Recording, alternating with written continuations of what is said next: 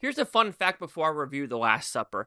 You know how you're seeing a lot more Christian-based films out there, and you're probably wondering, oh, distributors. Actually, because a lot of films now are on DVDs or downloaded to the projector, a lot of these Christian-based films don't need distribution anymore. They make a deal with the movie theaters saying, you know what? You know how if you go to Sony or Universal, the split's like 80-20, and like the movie theater only gets 20% of that, and that's why they make more in concessions. However, with these Christian films and independent films, they're like, let's go 50-50 or 60-40 or I know like 50-50. So the theater's like, I can make a little bit more money just because like that. Golden. Because your mind's like, oh, Christian movies don't make that much. It's like, well, Angel Studios films make a decent amount, and you look at like some bombs like Drive Away Dolls, or even look at Mickey 17, 120 million plus that. Anyway, The Last Supper. Is this worth your time to figure out what happened during The Last Supper? I think you know what happened during The Last Supper, but is it good? Let's find out.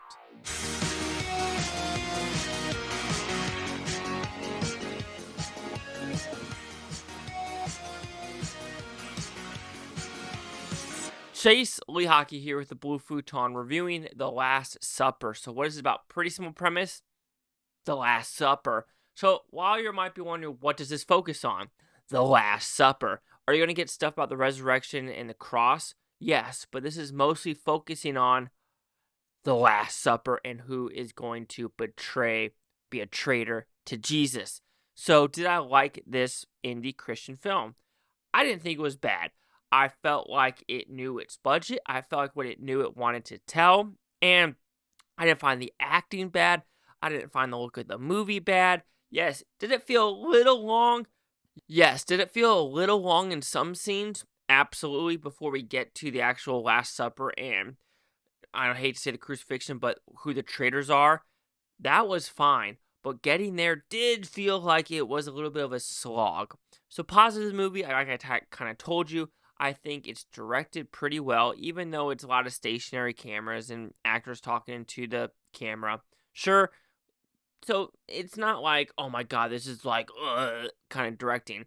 The cinematography looks fine. The production design is pretty good. You can kind of tell they actually tried, even though it's a very stationary movie where there's not a lot of movement of where you're going. Yes, you're going to be maybe in this house, this field, out in the water, this location. So you're going to get a couple things here and there, but it's nothing like gravitas like you're seeing the set designs and the set production design of Christopher Nolan's The Odyssey. So don't expect a big $200 million, like a Universal Studios film. So don't expect that. Acting, overall, not bad. I felt like I believed who Peter was, who Jesus was, Judas, and all the other disciples around him. They all had their different looks. So you kind of knew who each was. Okay, yes, you don't get to know every single one of their names, but you're kind of like, okay, distinguish between who is who. And knowing this, for a fact, if you know anything about biblical references of the Bible, Judas betrays Jesus by ratting him out to say where he's located and kissing him on the shoulder, which is more of like Jesus like, oh, you're betraying me with a kiss kind of thing. So you're like, yeah, Judas, you're a little suckerfish. Let's put it that way. And then also you're probably wondering, like, who else is going to be a traitor? Well, Peter is.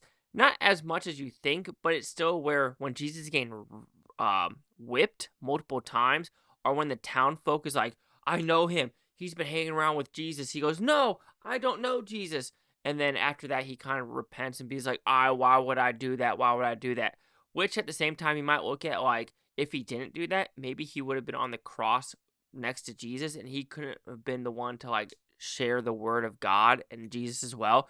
So it's like a catch-22 when you look at that. You're like, yes, he was a traitor at that time. But if he didn't do that, would, Jesus' words be spread through the nation? It's a good freaking question. But of course, Judas, nah.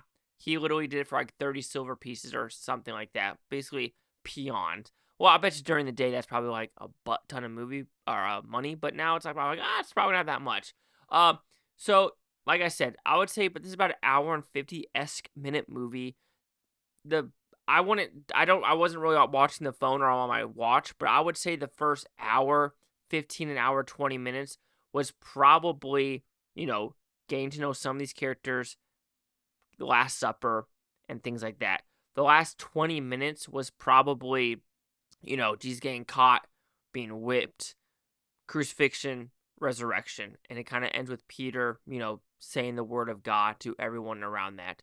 There was an interesting thing in this movie where some people might be like, is that really real? Is where Peter cuts off an ear trying to protect Jesus. Jesus puts his ear back on. I've never heard that. I don't know if that's in the Bible. So if you know if that's right or wrong, let me know down below. But overall, The Last Supper, it's a serviceable movie. Does it do anything new? No. You know the story. It doesn't do anything like Mel Gibson's Passion of the Christ where it just punches you in the gut and it doesn't stop. It's basically like you're going to get abs after watching Passion of the Christ. Here, you're going to get a more of a PG-13-esque movie that's also produced by Grand Canyon University, which last year they made it to the March Madness. I don't know if they're going to make it this year. However, it's serviceable. It's a good film. It has a good message. And if you're just wanting to watch a Christian movie, because there are a couple coming out. Like there's a cartoon one with Angel Studios and The Chosen. I think season 5, episode 1, 2, 3 are about to be in theaters, so that's going to make a lot of money. But to start off the season, I really can't complain that much. So The Last Supper will receive a 3 out of 5 with Futons, which equals at 60%. So let's see the critics and user scores it gave this one. So we have 2 reviews. We have one that doesn't like it and the other one doesn't like it. The audience score is giving it a pretty solid score. So basically my 60% because we at least need 4 critics and there's only 2. 60. Chase out here with the Blue Futon. Like, comment, subscribe. One of things, Butontopia. You Boof Tony and thank you for watching. For a great down watch Tate tomorrow, a week from now, a month, or a year from now. Every single freaking one of you. And yeah, I mean, it's serviceable. It's very serviceable.